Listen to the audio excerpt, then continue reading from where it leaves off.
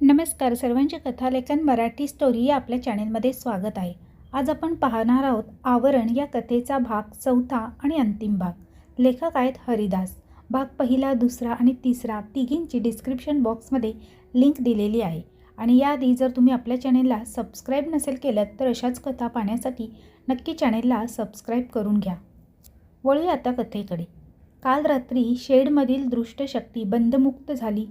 त्याची गुरुजींना एक सांकेतिक पातळीवरची जरा प्रखर स्वरूपाची जाणीव झाली होती. मात्र अशी जाणीव होणारे ते एकटेच नव्हते. दृष्टतेचे संकेत इतर अनेकांनाही जाणवले होते. काहींना त्याचा अर्थ उमगला नाही, परंतु काहींच्या मनावर या संकेतांचा अर्थ स्पष्टपणे अधोरेखित झाला. निशाचे वडील जोशी, इन्स्पेक्टर पाटील यांची काहीतरी विपरीत घडल्याची जाणीव पक्की झाली. नलिनीचे आईवडील आणि त्या अघोरी शक्तीच्या बळी ठरलेल्या इतर मुलींच्या घरच्यांच्या हृदयातही धडधड झाली. भीतीने त्यांच्या काळजाचा ठोका चुकवला, पण त्याचा अर्थ त्यांना कळला नाही. मात्र जोशी आणि इन्स्पेक्टर पाटील यांना अचानकपणे असुरक्षित वाटू लागलं. सकाळ होताच त्यांनी गुरुजींच्या घराचा रस्ता धरला. गुरुजी जोशींना बोलावणे पाठवणार होते. तितक्यात जोशी आणि पाटील त्यांना समोरून येताना दिसले. इन्स्पेक्टर पाटील यांच्यात आता बरीच सुधारणा झाल्याचे दिसत होते. जोशीही दुःखातून काहीसे सावरले होते. गुरुजींनी दोघांचेही स्वागत केलं. दुपारी 3 वाजता इतरांना बोलावून आणण्याची जबाबदारी त्यांनी त्या दोघांवर दिली. महादेवाच्या मंदिरात बैठकीला सुरुवात झाली. जोशी आणि इन्स्पेक्टर पाटलांनी अनेकांना निरोप पाठवले होते. काहींशी त्यांनी प्रत्यक्षात संपर्कसुद्धा साधला होता. मात्र लोकांची स्वतःच्या स्वार्थापुढे पाहण्याची इच्छाच होत नाही याचा अनुभव त्या सर्वांना आला. जोशी, पाटील, नलिनीचे वडील रमाकांत आणि एक हेड कॉन्स्टेबल भोसले इतकेच लोक त्या ठिकाणी जमा झाले. गुरुजींनी सूत्र आता आपल्या हातात घेतली. आपल्यावर कोणतं संकट उभं राहिलं आहे याची किमान कल्पना आपल्याला आली आहे. त्यासाठीच आपण या ठिकाणी जमलो आहोत. मध्यंतरी ज्या घटना घडल्या त्यांना आता भास, भ्रम, नजरभूल किंवा अपघात म्हणणं म्हणजे स्वतःची फसवणूक करणं आहे. एका दृष्ट शक्तीशी आपला सामना आहे. त्याची पूर्ण ताकद आपल्याला माहीत आहे. त्याचा बिमोड कसा करायचा हे देखील आपल्याला पूर्णपणे माहीत नाही. मात्र तरीही ती शक्ती संपूर्ण मानवजातीसाठी घातक असल्याने जमेल त्या पद्धतीने आपल्याला तिच्याशी लढा द्यायचा आहे. हे काय आहे? कुठून आलं? इतके दिवस कसं कोणाला जाणवलं नाही? प्रश्न करणं फार सोपं असतं. उत्तरं कठीण असतात. कधीकधी अशक्य असतात. कधीकधी नसतातच. त्यामुळे शंका कुशंका आणि स्पष्टीकरण शोधण्याच्या नादात पडू नका. मंडळी, या शाखेतला मी काही कोणी तत्त्वज्ञ नाही. मला सगळं माहीत असल्याचाही दावा मी करत नाही. पण महादेवाच्या कृपेने आणि माझ्या पूर्वजांच्या पुण्याईने काही गोष्टी माझ्या ध्यानात आल्या आहेत. काही शक्ती मला अवगत झाल्या आहेत. मी आपल्याला कशाचीच खात्री देत नाही, परंतु माझ्या एका गोष्टीवर विश्वास ठेवा. जेव्हा जेव्हा दृष्टांचा आणि सृष्टांचा संघर्ष झाला आहे तेव्हा त्यात विजय सत्यालाच मिळाला आहे. आपण महादेवावर श्रद्धा ठेवून केवळ वाट चालायची. बाकी मार्ग तो आपल्याला दाखवणार आहे. गुरुजींचं बोलणं संपताच जोशी तावातावाने उठून उभे राहिले. गुरुजी, परिणाम काहीही हो, त्या दृष्टाचा नाश करण्यासाठी मला जीवही गमवावा लागला तरी मी मागे हटणार नाही. जोशी, तुमच्या भावना मला कळतात, पण उत्तेजित होऊन आपल्याला काहीच करता येणार नाही. उलट मन शांत ठेवून मनाच्या त्या अगम्य शक्तीचा आपल्याला उपयोग करायचा आहे. गुरुजी, आपण जे सांगाल करायला आम्ही तयार आहोत. परिणामांची चिंता आम्हालाही नाही. पण आपण पडलो साधी माणसं. त्या अमानवीय शक्तीशी आपण कसा मुकाबला करणार? नलिनीचे वडील रमाकांत यांनी गुरुजींना विचारलं. तुमचं खरं आहे. सामान्य माणसातही ते एक असामान्य ताकद असते हे विसरू नका. ते ठीक आहे गुरुजी, पण आपण काय करणार आहोत याची थोडी तरी कल्पना द्या. इन्स्पेक्टर पाटलांनी गुरुजींना प्रश्न केला. हे बघा, आपल्या जगात प्रकट होण्याचा त्याचा एक मार्ग आपल्या सगळ्यांना माहीत आहे. तो म्हणजे राघव. शरीर राघवचं असलं तरी त्या आवरणाखाली दुष्ट शक्तीचा वावर आहे. तिला अटकाव घालून त्या शक्तीला पहिला धक्का देता येईल. त्यामुळे सरळ हल्ला न करता पहिल्यांदा त्याचा तो मार्ग बंद करण्याचा माझा विचार आहे. गुरुजींनी आपली योजना जाहीर केली. त्यावर सर्वांचेच एकमत होतं. आता बोलताना गुरुजींचा आवाज गंभीर झाला होता. आपण ताब्यात घेऊ शकत नाही हे आपल्याला चांगलेच माहीत आहे. आपली मानवतेची मर्यादा ओलांडून त्याने एका अमानवीय मितीत प्रवेश केला आहे. प्रेम, दया, माया, सहानुभूती, करुणा, पश्चाताप, कृतज्ञता यांच्यातील एकही भावना आता त्याच्यात उरली नाही. त्यामुळे त्याचा संपूर्ण नाश हाच एक उपाय आहे. तो कसा करायचा ते मी सांभाळून घेईल, परंतु त्यानंतरच्या कार्यासाठी मला तुमची सगळ्यांची मदत हवी आहे. राघवचा आत्माच नाही तर त्याचं शरीरही त्या दुष्ट शक्तीचं प्रवाहक बनलं आहे. त्यामुळे त्याच्या शरीराचा नाश करण्याची जबाबदारी तुमची. राघव आपल्याला कुठे मिळेल याचा एक सहज अंदाज गुरुजींनी लावला आणि त्यांचा अंदाज 100% खरा ठरला. राघव त्यांना हायवेवरच एका ठिकाणी मिळून आला. नेहमीप्रमाणे तो पुतळ्यासारखा निश्चल उभा होता. कदाचित तो आपली शिकार शोधत असावा. पाटील, रमाकांत, जोशी आणि भोसले त्याच्या काही अंतरावर उभे होते. गुरुजी त्यांच्याजवळ गेले. गंभीर आवाजात त्यांना सूचना देऊ लागले. आपल्याला आता बऱ्याच गोष्टी करायच्या आहेत. त्या संगनमतानं बरोबर योग्य त्या वेळी व्हायला हव्यात. पाटील साहेब, आताची वेळ आणीबाणीची आहे. कोणत्याही शंका कुशंका काढीत बसू नका. काही वेळात राघव शक्तिपात झाल्यासारखा त्या ठिकाणी पडणार आहे. त्याला तुम्ही गाडीत घालून ज्या ठिकाणी आपल्याला ते मृतदेह मिळाले त्या ठिकाणी न्यायचं. लाकडाची व्यवस्था करायची आणि त्याला सरणावर पेटवून द्यायचं. तसं काम सोपं नाही, अवघड आहे, पण अशक्य खास नाही. नाहीतर मी ते तुम्हाला सांगितलं नसतं. त्याला सरणावर झोपवल्यावर तुम्हाला त्या ठिकाणी काही बाई आकृत्या दिसू शकतात. त्या तुम्हाला धमक्या देतील, विनवण्या करतील, खोटे आकार रूप घेऊन फसवण्याचा प्रयत्न करतील. तुम्ही सगळे प्रौढ पुरुष आहात. मनाचा गोंधळ होऊ देऊ नका. शब्दांकडे लक्ष देऊ नका. काहीही दिसलं तरी त्याच्यावर विश्वास ठेवू नका. राघव त्याला जितका महत्त्वाचा आहे तितकंच त्याचं शरीरही त्याच्या कामाचं आहे. ते त्याच्या हाती लागता कामा नये. ते पूर्णपणे जळून खाक झालं पाहिजे. ती जबाबदारी तुमची. तुमचं काम होईस्तोवर मी त्या शक्तीला शेडमध्ये थोपवून धरणार आहे. आजच्या पुरते एवढे पुरे. बाकी त्याचा बंदोबस्त उद्या करूया. गुरुजी पायी चालत राघवच्या समोर जाऊन उभे राहिले.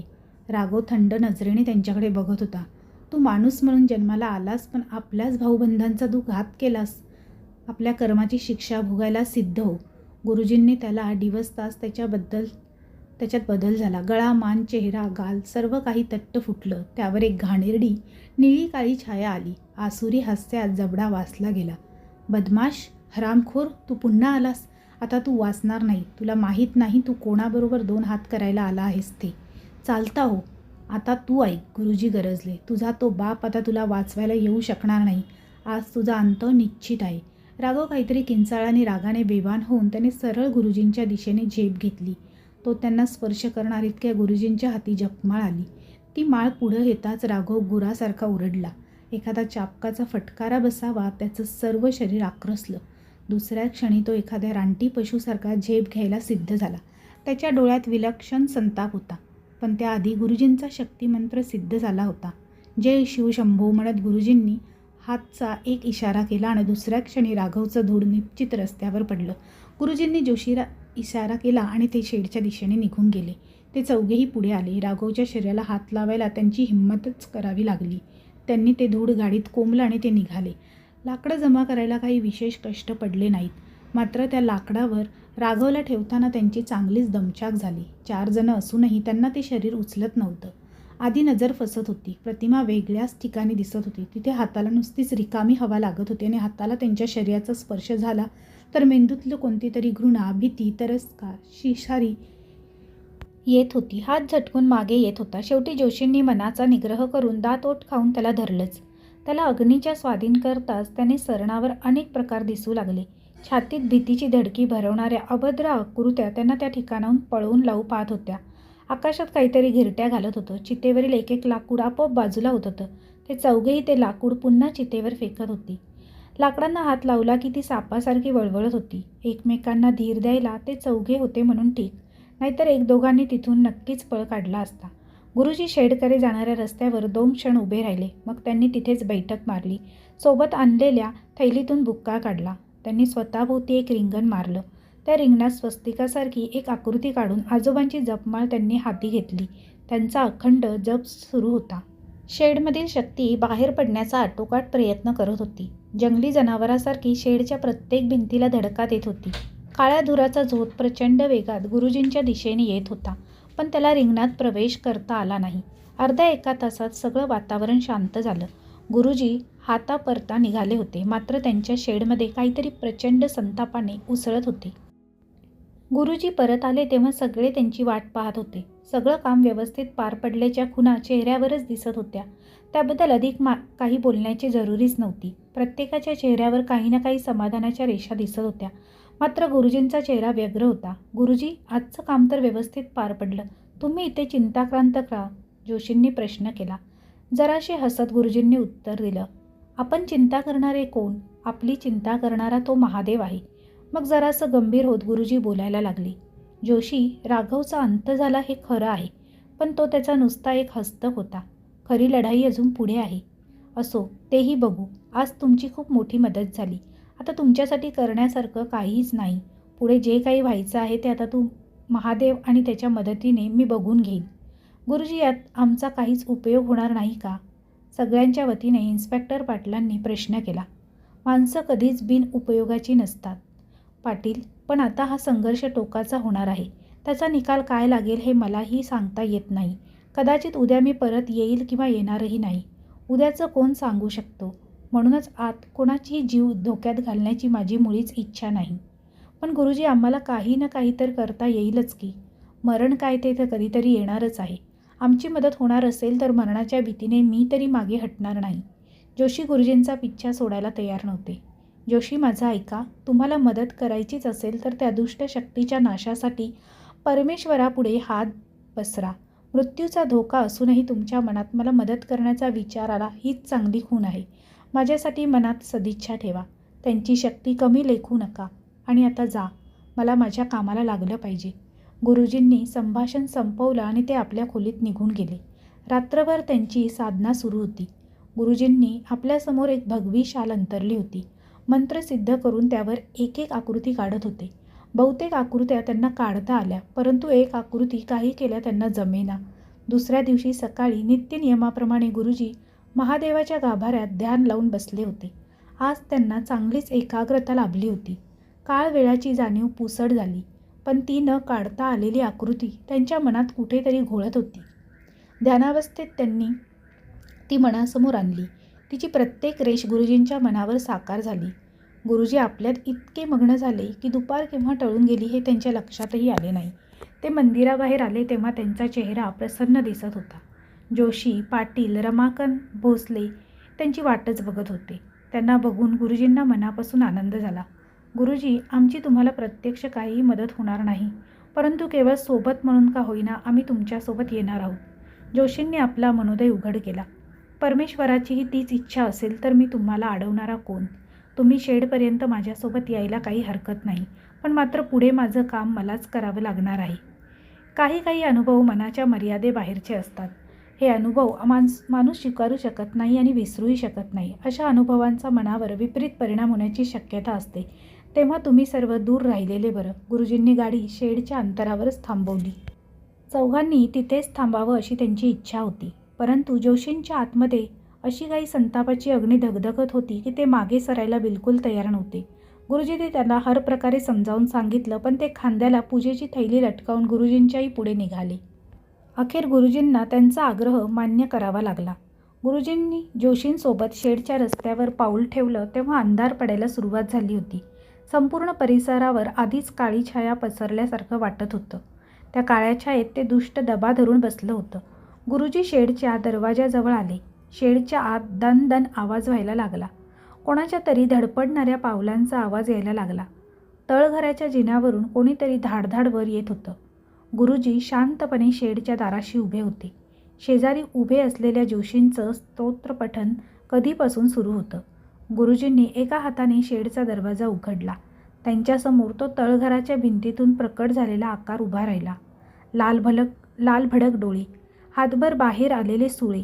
त्याच्या तोंडातून निघणाऱ्या गुरगुरणाऱ्या आवाजाने सगळे शेड दणाणून गेले. तो आकार पाहून जोशींचं सगळं धैर्य पाझरून गेलं.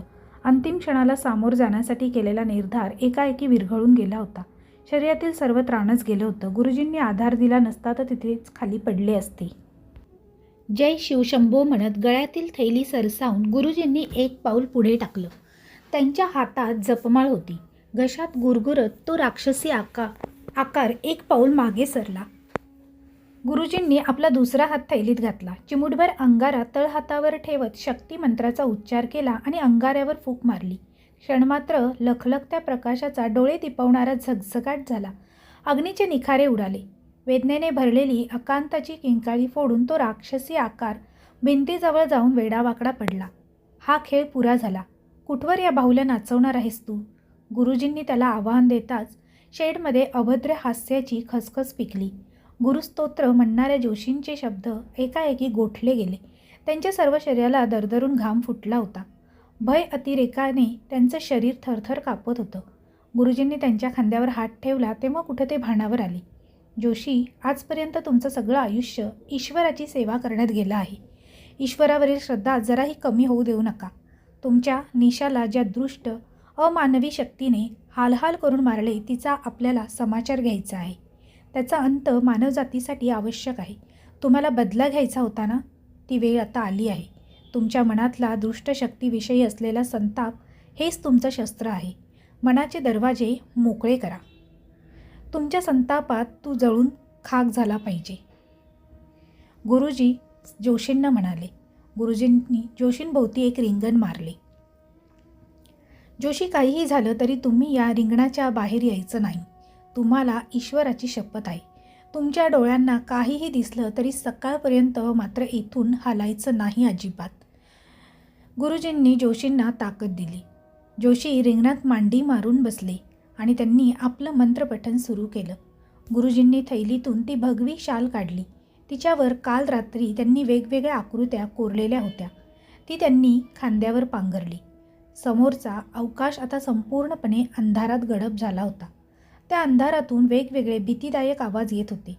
तो अंधाराचा चौकोन भयानक अवर्णनीय भीतीचं प्रतीक होता. त्यात साकारणाऱ्या आकृत्या खऱ्या अर्थाने अमानवीय होत्या. आणि मग तो आला. नर आणि मादीच्या मिळून बनलेल्या द्विलिंगी मानवी रूपात तो तळघरातून बाहेर आला. गुरुजींचं अंग शहारून उठलं, कारण शेवटी ती वेळ आता आली होती. तो आला आणि त्याच्याबरोबर आसपासच्या अंधारातून आणखी आकृत्या सावकाश पुढे येत होत्या. त्यांच्या पावलांची खसखस, त्यांच्या हसण्याचा कलकलाट सारं मन बधीर करणारा होता. गुरुजींनी खांद्यावरील शाल हातात घेतली.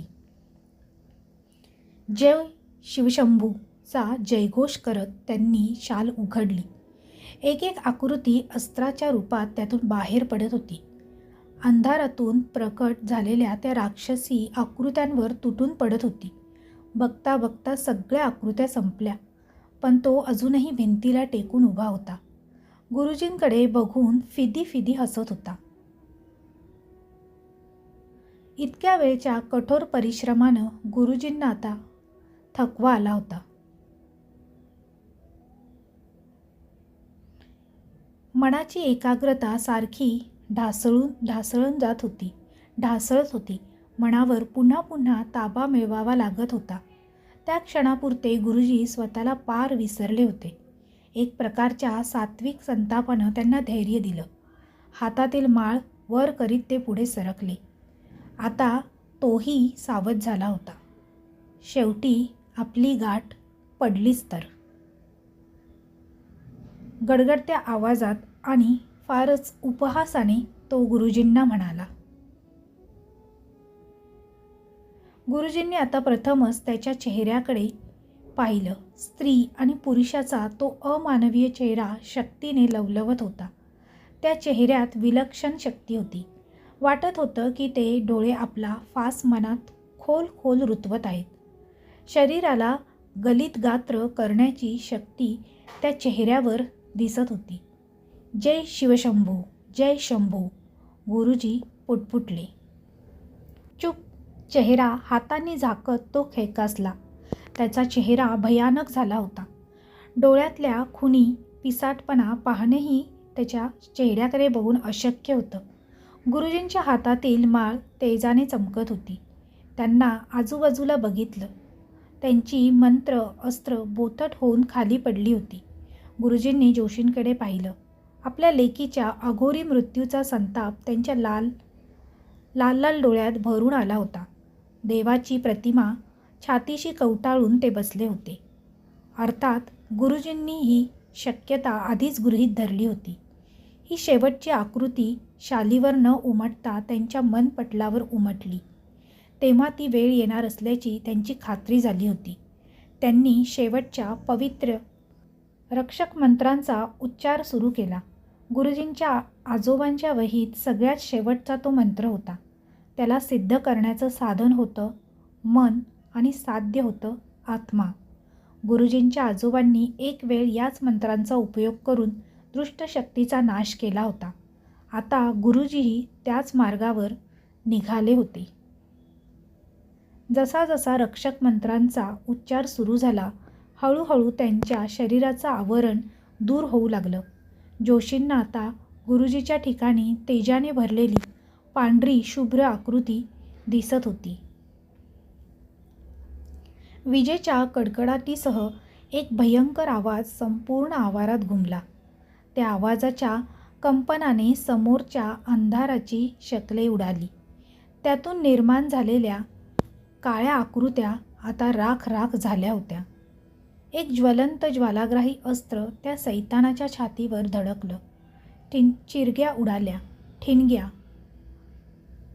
ठिणग्या उडाल्या. अग्नीच्या पावित्र्याने त्या सैतानावर आघात झाला. दैवाच्या अंशाच्या अग्नीने ज्वालेने त्याच्या अस्तित्वाचा समूळ नाश केला होता. जोशींनी शेवटी दिसलेलं दृश्य अकल्पनित होतं. नदीवर स्वर होऊन प्रत्यक्ष श्री शिवशंकर हातात त्रिशूळ घेऊन वार करत असल्याचा भास जोशींना झाला. त्यांचे डोळे दिपले आणि मग कशाची जाण राहिली नाही.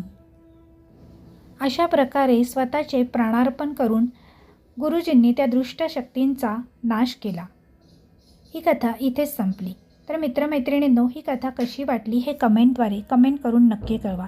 तसेच ही कथा आवडली असेल तर तुमच्या जास्तीत जास्त मित्रपरिवारांसोबत शेअर करायला विसरू नका. व्हिडिओ आवडला असेल तर व्हिडिओला लाईक करा आणि शेअर करा. त्याचप्रमाणे मराठी कथालेखन हा चॅनल आवडला असेल तर चॅनलला सबस्क्राईब करायला विसरू नका. पुन्हा भेटूया अशीच नवीन कथा घेऊन. तोपर्यंत सर्वांना धन्यवाद. Bye bye.